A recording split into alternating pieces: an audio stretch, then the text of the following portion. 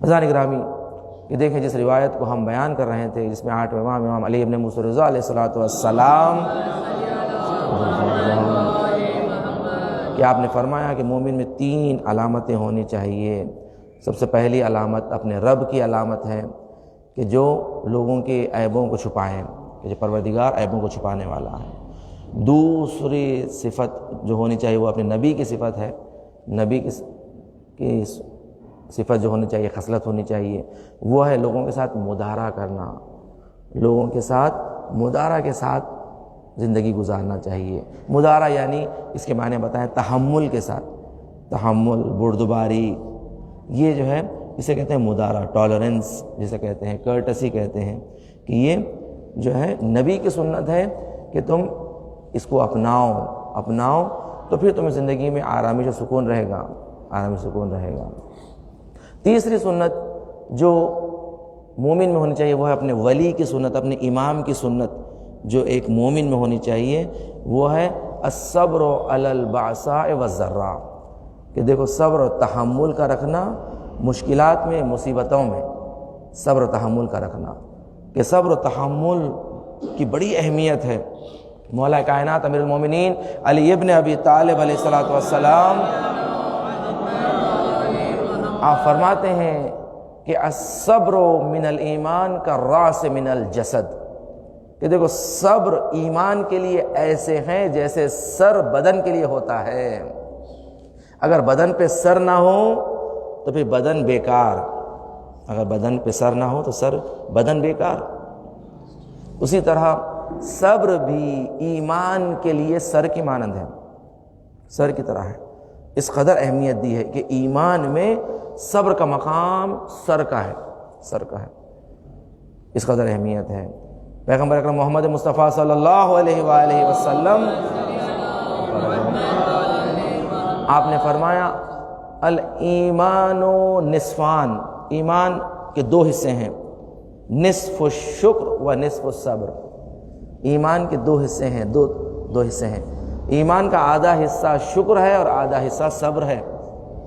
مکمل ایمان کو اگر 2 لفظوں میں خلاصہ کرے تو پیغمبر نے فرمایا شکر اور صبر کا نام ایمان ہے، یہی ایمان ہے۔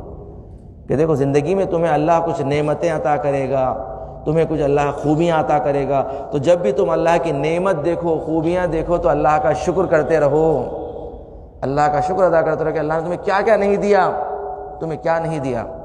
اور جب بھی تم دیکھو کہ کچھ چیزیں اللہ نے تمہیں نہیں دی ہے تو تم اس پر صبر کرو، اس پر صبر کرو، تو جب ہی تمہاری زندگی بیلنس رہے گی، زندگی میں بیلنس رہے گا۔ ایک کہتے ہیں کہ ایک خاتون کا بچہ دنیا سے گزر جاتا ہے تو وہ ماں تھی، وہ ماں کو برداشت نہیں ہوتا ہے، وہ کہتی ہے کہ نہیں، میں اپنے بچے کو دفن کرنے نہیں دوں گی، میں اس کے جنازے کو منع کرتی ہوں۔ تو لوگ کہتے ہیں کہ بھائی اس کا بچہ مر گیا ہے کیسے؟ کہا نہیں۔ تو ایک حکیم تھا، حکیم سے رجوع کیا گیا تو حکیم نے کہا کہ تیرا بچہ ایک دوا سے زندہ ہو سکتا ہے، وہ دوا یہ ہے کہ جا کر اپنے پڑوسی مکان سے ایک ایسی کسی چیز کا نام اس نے لیا کہ مثلا کوئی دانہ، وہ یہ دانہ لے کر آئے وہاں سے، کہ اور ایسے گھر سے لانا چاہیے کہ جس کے پاس کوئی مشکل نہ ہو، کوئی مصیبت نہ ہو، ایک بہترین یعنی خوشحال زندگی گزارنے والے سے لے کر آنا۔ تو وہ جاتی ہے، ہر گھر میں جاتی ہے، جانے کے بعد ان سے بات کرتی ہے، کہتی ہے کہ آپ کے پاس کیا یہ دانہ ہے؟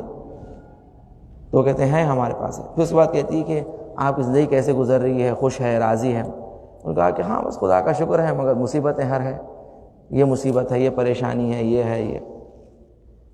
تو اس نے کہا کہ ٹھیک ہے شکریہ، پھر نہیں چاہیے تھا۔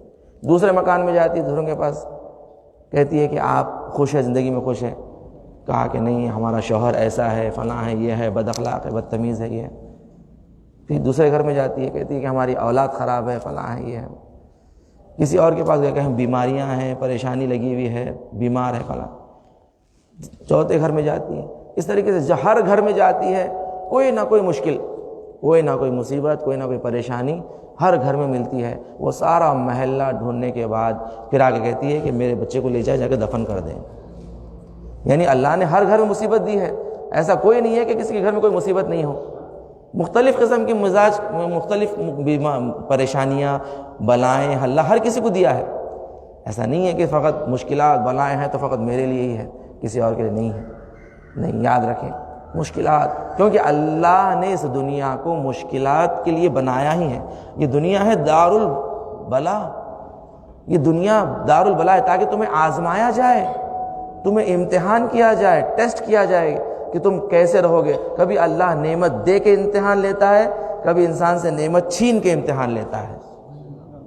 امتحان لیتا ہے، اللہ امتحان لے رہا ہے کہ تم ثابت قدم رہو گے نہیں رہو گے زندگی میں، مشکلات میں، بلاؤں میں. یہ دیکھو صبر تحمل کے ساتھ. ایک بادشاہ اپنے سپاہیوں کے ساتھ شکار کے لیے جاتا ہے اور جنگل میں کھو جاتا ہے، تو ایک خاتون جو جنگل میں رہا کرتی تھی اس نے اس کو پایا کہ جو بالکل موت کے قریب تھا. تو اس بادشاہ کو اس نے جو اپنے پاس جو کچھ بھی تھا اسے کھلایا پلایا. پلانے کے بعد جب وہ صحت مند ہو گیا تو جب واپس جانا چاہ رہا تھا تو اس کا شوہر جب واپس آیا تو شوہر دیکھا کہ بڑا بد اخلاق اور بالکل بدصورت، اور یہ خاتون جو تھی بالکل خوبصورت، اللہ نے خوبصورتی اور جمال اسے عطا کیا تھا. تو اس نے اس خاتون سے کہا، اس بادشاہ نے، کہ تم اس بد اخلاق شوہر کے ساتھ کیسے گزارا کر رہی ہو؟ اللہ نے تمہیں اتنی اچھی نعمت دی ہے، تمہیں خوبصورتی عطا فرمائی ہے، یہ جمال عطا فرمایا ہے. اگر تم چاہو تو دنیا کا بہترین انسان تم سے شادی کر سکتا ہے، تم اسے چھوڑ کر جا کر تم سے شادی کر سکتے. تو اس نے کہا کہ میں نے نبی سے ایک حدیث سنی کہ آپ نے فرمایا کہ ایمان کے 2 جز ہیں، شکر اور صبر. تو اللہ نے جو مجھے جمال عطا کیا ہے میں اس پر شکر کرتی ہوں، اللہ نے جو خوبصورتی مجھے عطا کیا میں اس پر شکر کرتی ہوں، اور یہ بد اخلاق اگر مجھے شوہر ملا ہے تو میں اس پہ صبر کرتی ہوں تاکہ میرا ایمان مکمل ہو جائے، مکمل ہو جائے اور پرفیکٹ ہو جائے. اس لیے کہ زندگی، اس نے کہا زندگی مختصر ہے، 4 دن کی زندگی ہے خلاصہ.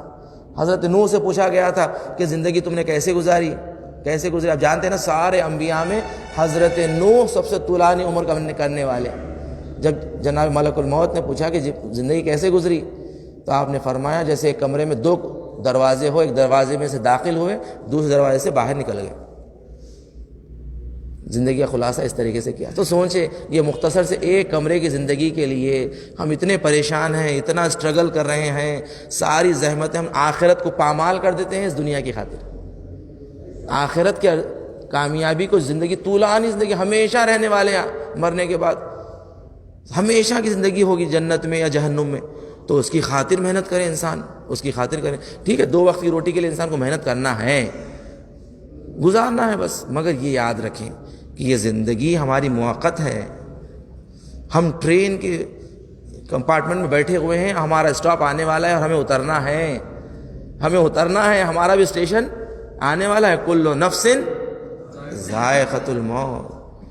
اس لیے رکھیں گے. دیکھیں زندگی میں مشکلات ہے، پریشانیاں ہیں، صبر و تحمل کریں، صبر و تحمل کریں. یہ تمہارے امام کی خصلت ہے، ایک مومن میں ہونی چاہیے. جبھی ایک مومن پرفیکٹ ہو سکتا ہے، کامیاب ہو سکتا ہے.